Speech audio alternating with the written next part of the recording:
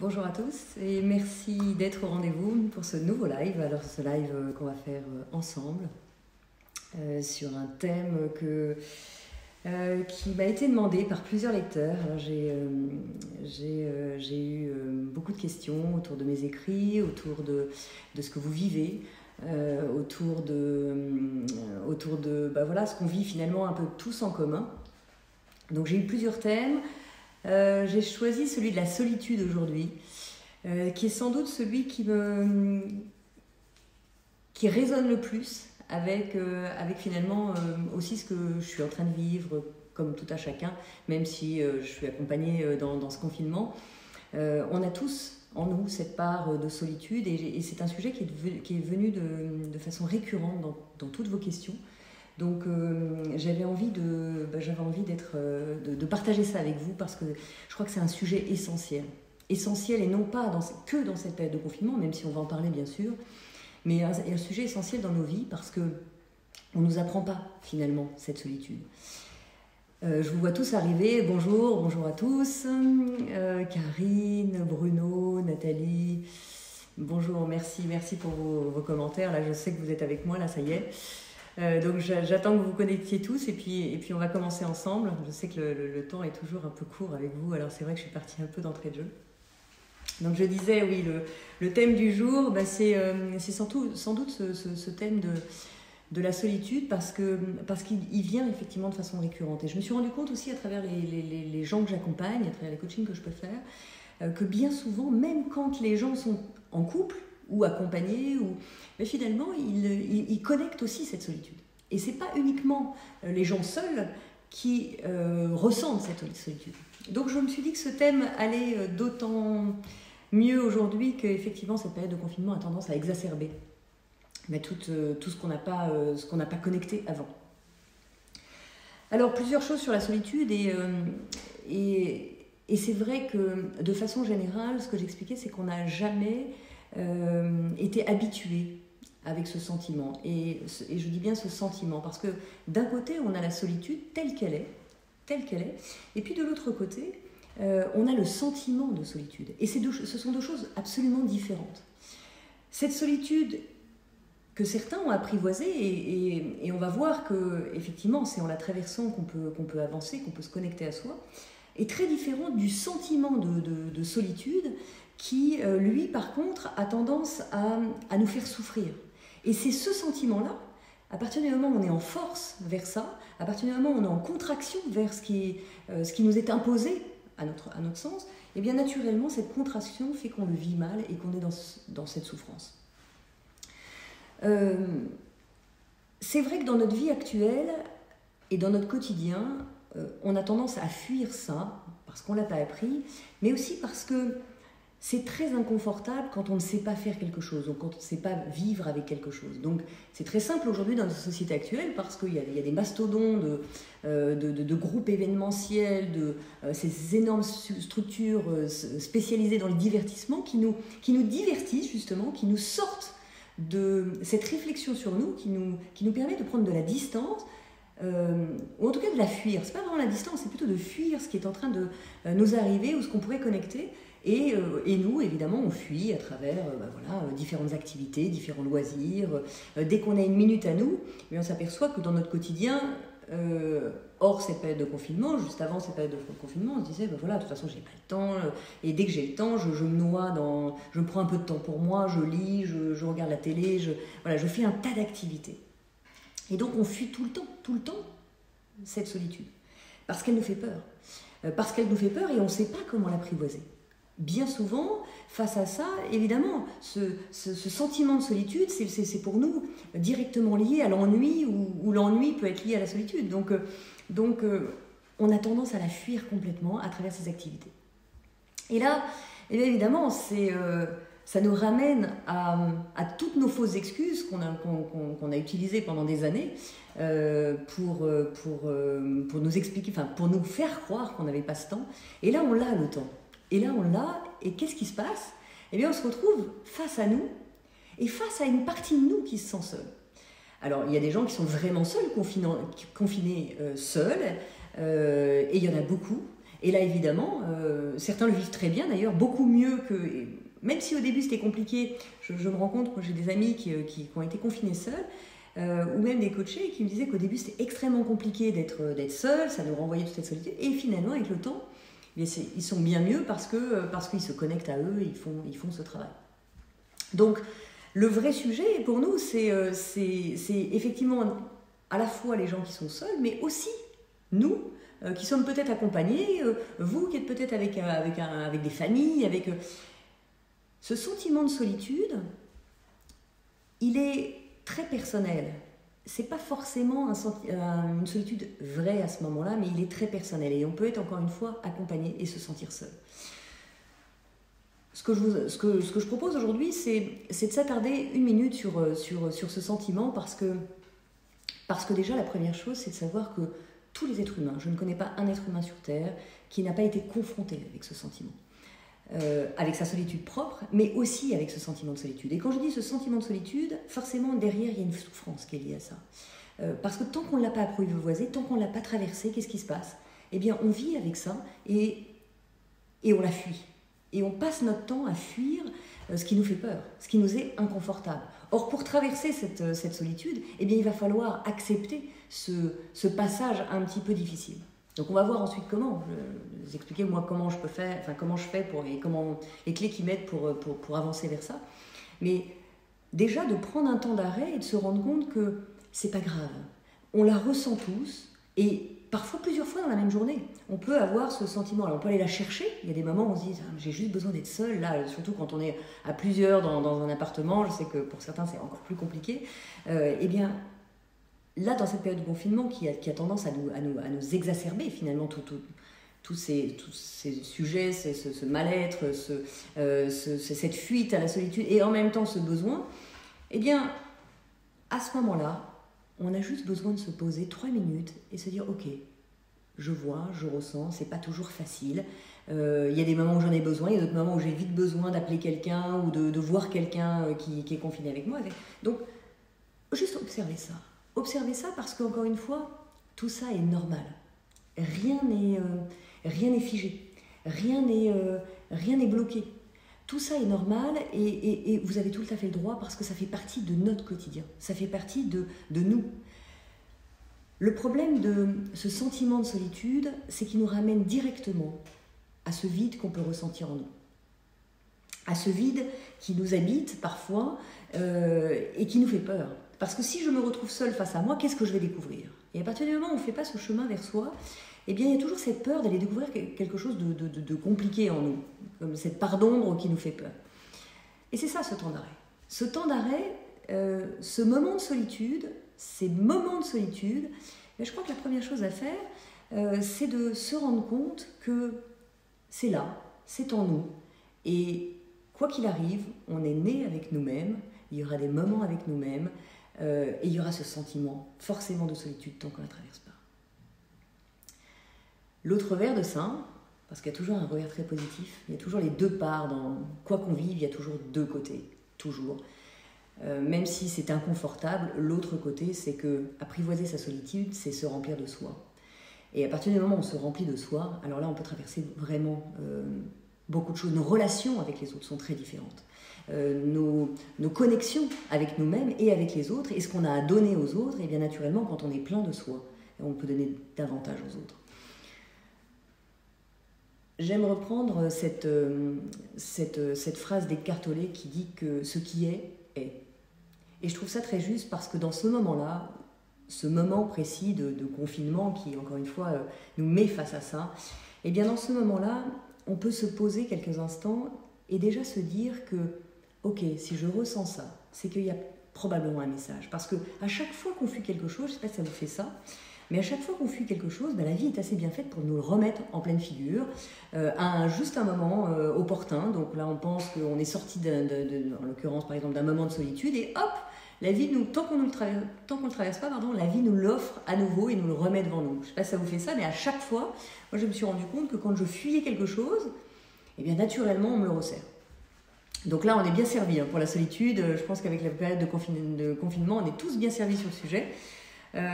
Donc voilà, ce qui est, et ça, le fait de se le rappeler, et ça c'est une phrase qui m'aide beaucoup d'Eckhart Tolle, de son livre le pouvoir du moment présent. C'est important parce que quand on est là, quand on accepte que ce qui est, ça nous permet simplement de se dire qu'il n'y a pas de jugement à faire là-dessus, pas de choses à mettre en plus là-dessus. C'est juste comme ça et il y a juste à l'accepter. Et une deuxième chose face à ça, c'est que tout change, tout se transforme, et ce que vous vivez là, même si c'est difficile à un moment, eh bien ça va changer, vous allez pouvoir le transformer pour quelque chose de mieux encore.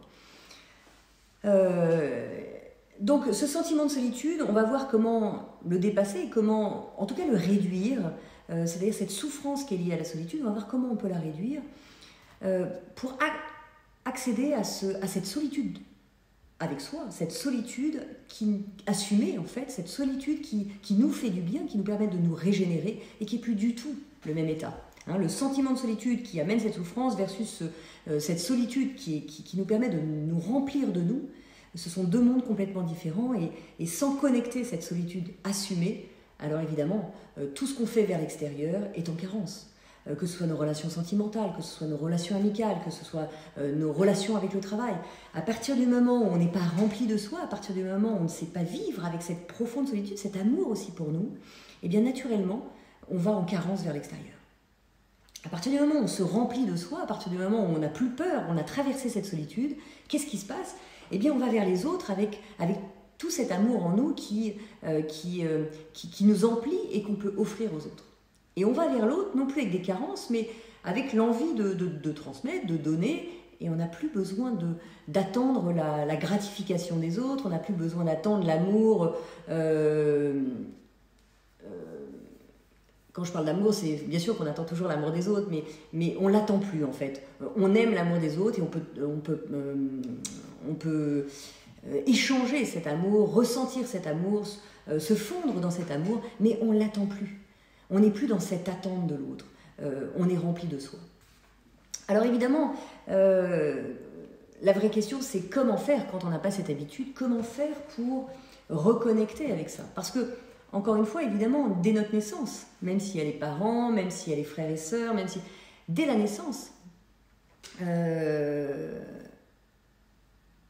on ressent, on peut ressentir ça. C'est ce qui fait qu'on va chercher cet amour. L'enfant, dès qu'il naît, on va chercher cet amour immédiatement et on a besoin, et tous nos gestes, tous nos actes sont faits, et même plus tard, tous nos actes, toutes nos pensées sont faits pour une seule chose, c'est d'être aimé. Donc comment faire pour petit à petit s'habituer et en tout cas apprivoiser cette solitude pour pouvoir se remplir. Alors une des choses qui m'aide beaucoup, il y a plusieurs clés, je vais vous livrer plusieurs clés, 4 ou 5 clés qui m'aident beaucoup. La première, c'est de ne pas en rajouter. De ne pas ajouter de la souffrance à la souffrance qu'on est en train de vivre. Et ça, c'est important parce que j'en parlais avec un coaché qui m'expliquait qu'il était célibataire et son problème, c'est que célibataire, et rajouter de la souffrance, c'est quoi? C'est se dire, oui, mais je resterai toujours célibataire parce que je ne suis pas... personne ne peut m'aimer, ou je ne suis peut-être pas aimable, et puis je vais vieillir célibataire, puis je vais peut-être mourir célibataire. Et tous ces peut-être et tous ces si, et bien quelque part... ça vient ajouter de la souffrance à ce qu'on est en train de vivre. Si vous êtes seul, là dans cette période de confinement, c'est voilà, de ne pas ajouter de souffrance à ça. C'est pas parce que vous êtes seul sur cet instant-là que vous serez seul toute votre vie. Donc une des premières clés qui m'aident beaucoup dans la solitude, c'est aussi ou en tout cas dans ce sentiment, quand je sens que quelque part quelque chose n'est plus aligné complètement avec moi, quand je sens que je subis quelquefois une solitude, eh bien c'est de se rappeler qu'encore une fois, tout change et que c'est pas parce que pour l'instant c'est comme ça, dans cette seconde-là, que dans 1 heure je serai encore seule ou que dans 2 heures je serai encore seule et que je subirai à nouveau. Donc, première chose, ne pas ajouter de souffrance à votre souffrance actuelle. La deuxième chose qui m'aide beaucoup, c'est d'accueillir cette souffrance et de ne pas la fuir.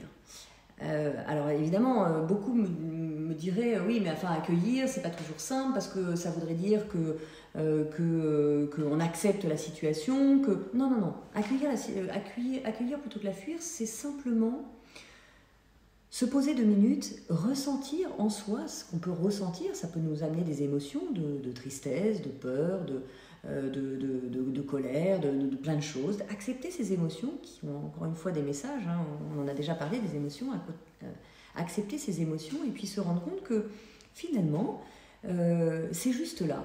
Et plutôt tout de suite, dans cette période inconfortable d'émotions, de mal-être, de non-connu, eh bien, on a tendance à fuir par voilà, s'occuper mentalement, s'occuper, être dans une action, regarder la télé, regarder les réseaux sociaux, appeler des amis, etc., etc.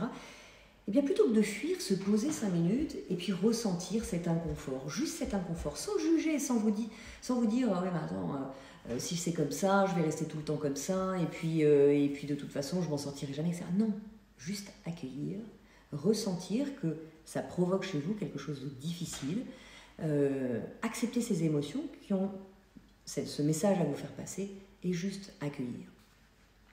Après avoir accueilli, c'est vrai que j'aime passer à l'étape d'après qui est d'accepter. Et là, je sais que c'est compliqué parce que accepter, c'est notre ego, notre système de défense va vite nous raconter que accepter, c'est justement effectivement lâcher prise, baisser les bras, ne pas se mettre en route pour passer ça. Mais je crois qu'au contraire, c'est tout l'inverse. Accepter, c'est... J'aime pas trop ce terme de lâcher prise, mais ce serait quelque chose comme être dans le flux de ce qui se passe. Pourquoi j'aime pas trop ce terme de lâcher prise, c'est qu'on a tendance à le mettre un peu à toutes les sauces et on vous dit mais lâcher prise, oui, d'accord, mais enfin quand on est mal, lâcher prise ça veut rien dire.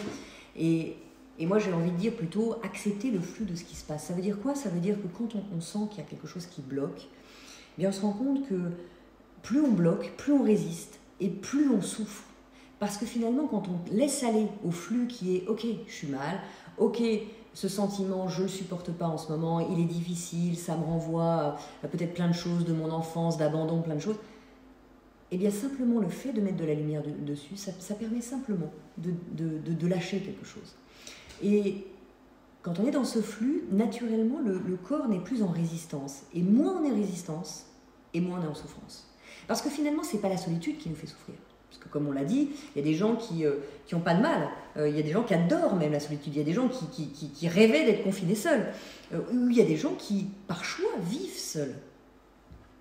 Donc le sujet, ce n'est pas la solitude, le sujet, c'est la résistance à la solitude. La résistance à partir du moment où on subit, où on a l'impression de subir, qu'on n'a pas choisi ça, et que finalement, on a le sentiment que ben voilà, cette résistance fait qu'on a mal. Et c'est ça qui nous fait mal. C'est pas la solitude, c'est cette résistance. Donc, commencer par la ressentir, commencer par l'accueillir et l'accepter, eh bien c'est déjà énorme parce que ça nous permet simplement de nous détacher un peu et d'observer ce qui est en train de se passer. Et quelque part, il y a une forme de bienveillance avec nous. Quand on accepte cette solitude, il y a une forme de bienveillance, il y a une forme de non-jugement, qui permet simplement de nous aider à vivre mieux les choses. La phase d'après, c'est sans doute une des plus importantes, c'est qu'une fois qu'on a accueilli, une fois qu'on a accepté, sans avoir forcément modifié, mais on s'aperçoit que cette acceptation nous donne accès à la transformation. Parce que plus on va vers le problème, mais c'est vrai pour tout ça, plus on va vers le problème, et moins on trouve de solution.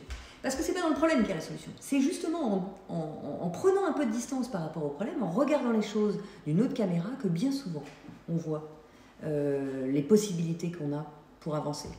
Donc l'étape d'après, c'est de transformer cette solitude, en l'occurrence là, pour aller à la rencontre de nous.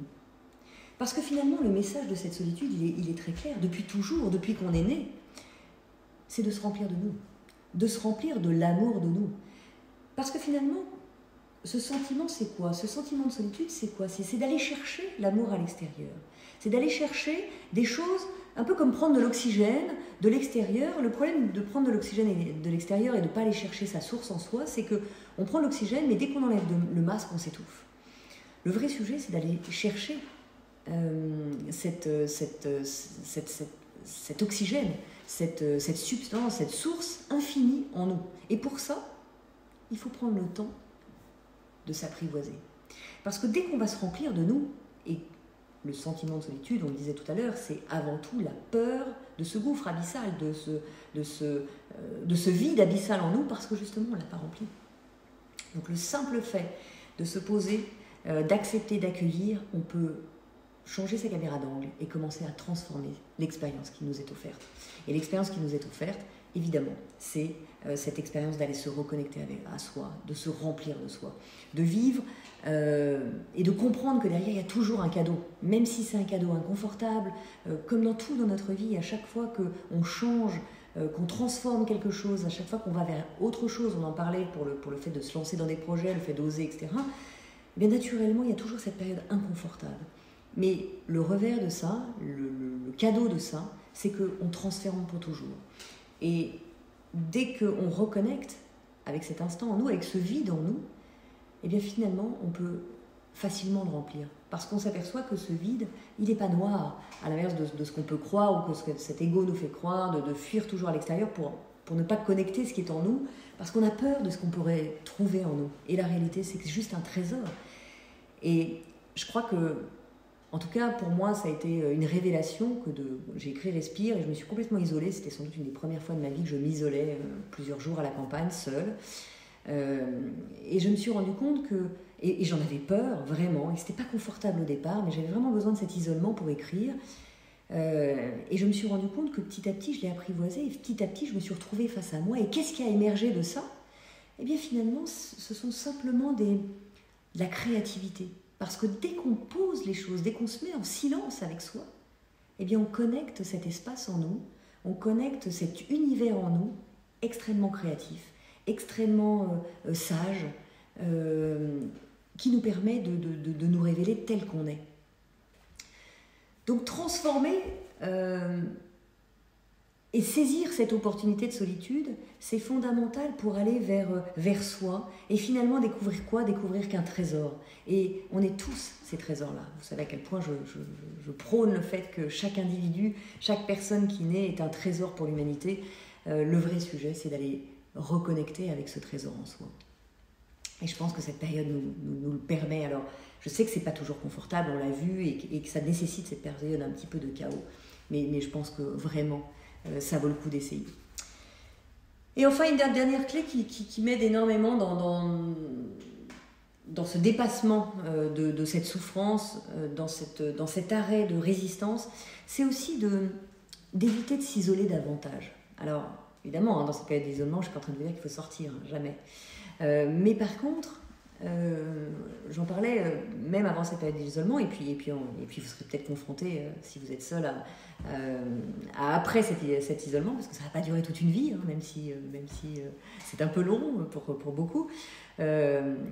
Mais la dernière clé, c'est peut-être d'éviter de s'isoler davantage, parce qu'on a tendance, quand on est seul, à se dire, oui, mais il y a plein de choses auxquelles j'ai plus accès. Par exemple, le cinéma, j'ai plus accès seul, le restaurant, j'ai plus accès seul. C'est faux.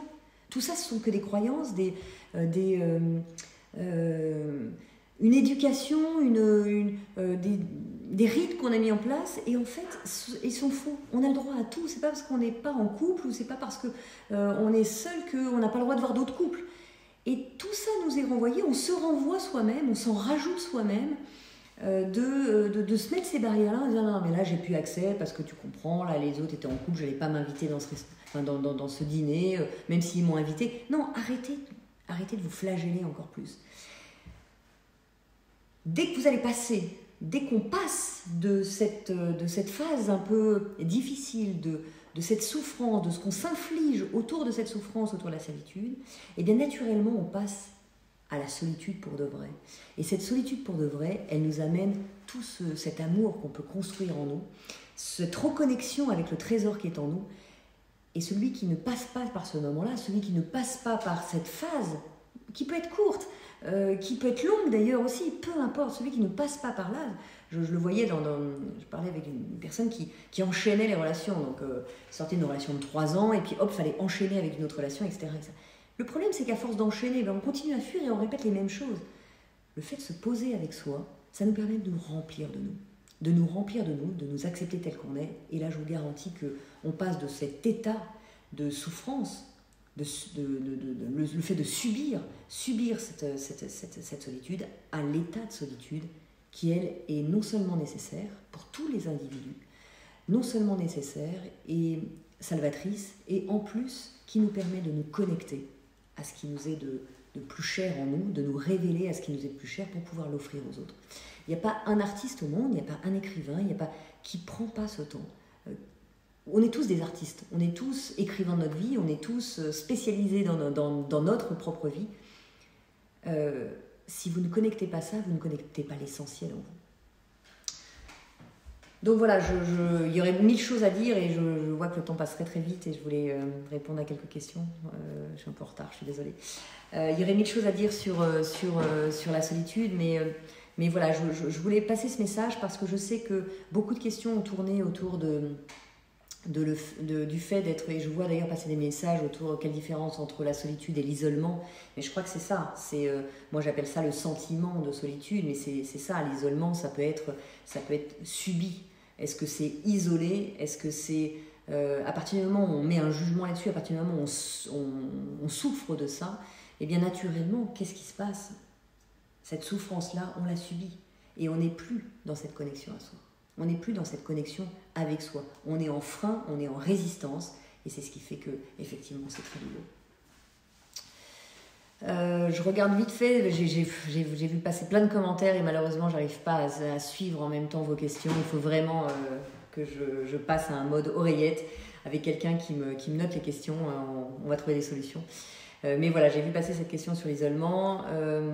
J'avais des questions aussi sur des sujets qui n'avaient rien à voir. D'ailleurs, le mot de la langue française que tu emploies apparemment le plus souvent est le verbe oser. Merci Naïma qui m'a envoyé plein de questions. Oser faire quelque chose de nouveau, oser contacter quelqu'un qu'on admire, oser faire un Facebook Live. Ok. Alors moi, j'ai envie de te demander quel est le mot que tu détestes le plus de la langue française et que tu n'emploies jamais. Qu'est-ce que j'emploie jamais?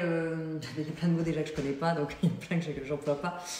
Mais ouais, un mot que j'aime pas trop, c'est le mot impossible, forcément, parce que j'y crois pas, parce que je crois que quand on se donne les moyens, évidemment, tout est possible. Et même quand c'est inconfortable, on le disait tout à l'heure, et c'est pour ça que j'ai envie de vous dire, essayez ces moments, justement, en fait. Allez au plus vers ces moments inconfortables, parce que plus vous irez vers ces moments inconfortables, et plus vous allez vous dépasser, et plus vous allez aller vers vous, plus vous allez aller vers ce qui a du sens pour vous, plus vous allez vous connecter à ce que vous avez envie, à ce qui vous fait vibrer, ce que vous avez envie d'offrir aux autres. Et il n'y a rien de plus beau, il n'y a rien qui nous met plus en joie que d'offrir aux autres ce qu'on est soi-même. Donc oui, non, rien n'est impossible. C'est le mot impossible peut-être que je mettrai en premier. Une autre question qui était l'hypothèse que j'avance est très simple, la suivante. Puisque tu as survécu à un accident cardiaque et que tu as failli perdre la vie et ton cœur, peut-on supposer que tu t'es donné dans la vie la mission de regarder le cœur des autres et de leur transmettre comment procéder à chacun afin de mieux ouvrir son cœur dans tout ce que tu transmets c'est tout ce que tu transmets dans tes 2 livres, entre autres. Je ne sais pas si c'est lié à mon accident cardiaque, je pense que c'est plutôt lié à ce que j'ai pu vivre de mon enfance à aujourd'hui. Je crois qu'on est qui on est parce qu'on a vécu ce qu'on a vécu. Et notamment, peut-être ça aussi, je pense que ce que m'a apporté cet accident cardiaque, c'est... donc je me suis fait opérer du cœur déjà une première fois à 27 ans, puis après j'ai fait un arrêt cardiaque un peu plus tard. Ce que ça m'a apporté, c'est de me rendre compte que la vie est courte, qu'elle peut s'arrêter à n'importe quel moment. Et que effectivement, c'est plutôt cette urgence à vivre, cette urgence à ne pas focaliser notre esprit tout le temps sur ce qui ne va pas, mais plutôt de focaliser sur ce qui va et ce qu'on peut apporter aux autres. Et effectivement, une de mes valeurs fondamentales, en tout cas, ce qui me met en joie, c'est de pouvoir partager effectivement des choses qui m'aident, parce qu'encore une fois, il y a plein de gens qui ont vécu des choses difficiles avant moi et des choses similaires, et puis il y en a plein d'autres qui vivront après moi. Mais si on partage ces expériences de vie, naturellement... ça aide un peu, en tout cas moi ça m'apporte de la joie et je crois qu'effectivement on est l'addition de tout ce qu'on a pu vivre, de bon et de moins bon, et on est qui on est parce qu'on a traversé ça. Voilà, et alors je regarde en même temps vos questions. Est-ce qu'il y a des dernières questions? Alors je sais qu'il y a un petit décalage entre... et puis je vais prendre 2-3 minutes pour vous lire en même temps. Merci pour tous vos messages, merci pour vos cœurs que je vois défiler sur mon écran de partout. Merci pour ça, je suis très très touchée. C'est toujours un immense plaisir de vous retrouver. Donc voilà, si vous avez une ou deux questions, j'y répondrai bien volontiers. Et sinon, n'hésitez pas à les laisser en dessous des commentaires, en dessous de la vidéo, parce que je regarde tous. J'ai un peu de retard sur les messages, mais je les regarde tous d'une vidéo à l'autre, et puis je tente d'y répondre au maximum. C'est toujours un immense plaisir de vous retrouver. C'est pas facile pour personne. C'est pas facile de se rendre compte que voilà, il y a beaucoup de choses qui émergent, il y a beaucoup de choses dont on n'est pas du tout, on maîtrise rien, et puis là on a l'impression qu'en plus on n'est plus occupé avec nos activités actuelles, donc tout ce qui nous arrive on se le prend en pleine figure. Et je sais pas si ça vous fait ça, on a l'impression que c'est le chaos un peu de partout, donc on apprend des mauvaises nouvelles à droite, à gauche, il y a beaucoup de gens qui souffrent aussi pendant cette période, et on prend plus de temps pour accueillir aussi ceux qui souffrent. Donc bien sûr que c'est difficile, c'est difficile pour tout le monde, mais je crois que c'est ça. Ne focalisez pas toute votre énergie non plus que sur les événements difficiles. Il y a une partie de nous qui souffre, il y a une partie de nous qui a mal, mais il y a aussi toute une partie de nous qui peut regarder aussi ce qui va bien. Merci à vous, merci, passez aussi un excellent week-end Pascal. C'est aussi le moment de se retrouver avec soi. Je sais que c'était un moment de famille, mais il y a des outils aussi qui permettent de se retrouver en famille, des outils internet, des outils qui nous permettent de nous connecter un peu. C'est pas toujours facile, bien sûr qu'on a envie de partager les repas, bien sûr qu'on a envie de partager des moments en famille. À ce moment-là, ce week-end Pascal en est un de ces moments. Mais voilà, c'est pas pour la vie. Encore une fois, c'est un temps et tout change, tout se transforme. Donc acceptons parce que de toute façon on n'a pas le choix. C'est vrai qu'on aurait tendance avec ce soleil d'avoir envie de rejoindre notre famille, les gens qu'on aime, mais restez chez vous parce que au plus tout le monde sera responsable, au plus on respectera les règles et au plus vite on sortira tous les uns les autres pour se retrouver. Voilà, je vous souhaite un merveilleux week-end. On va se retrouver la semaine prochaine. Je vais probablement faire un live la semaine prochaine, mercredi ou jeudi. Je vous donnerai ça par internet. Prenez un peu de temps pour vous, vraiment. Prenez le temps de digérer cette solitude. Prenez le temps de l'apprivoiser. Parce que cet état-là va vous permettre de vous reconnecter à vous. Et j'ai hâte de voir vos créations. J'ai hâte de voir ce qui va émerger de vous. Et je sais, à 100% sûr, je sais que ça va être du très beau. Prenez soin de vous. Je vous embrasse fort, fort, fort. À très bientôt.